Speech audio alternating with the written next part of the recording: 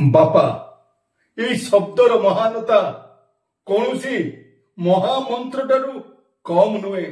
आपण मन तो समस्ते जानी आम पाई महामंत्र होची बापा, जहां को बिना गोटे पुअर अस्तित्व बोली किछि न थाए। जेतेबेले पुओ कि झियो जन्म नियंती बापा बहुत चिंतारे थांती।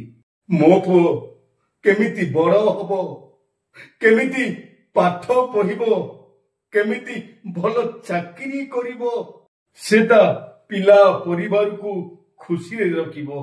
केबे भी बापा चिंता करि थांती से मते कि मो स्त्री को से केबे खुशी रे रखिबो बोली।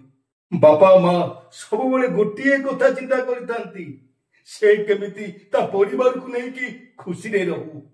पुअर खुशी पाई बापा असंभव कार्य को संभव भी करि पारि थांती। जदि सेतिकी जरूरी पड़े ताले सेई बापा जाके विदेश रे खटंती।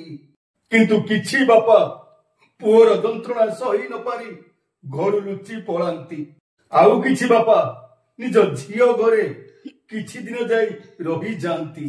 अरे भाई, जो बापा तुम मान को योग्य करुची शेष कौन से बापा दंड पाइबा योग्य होउची।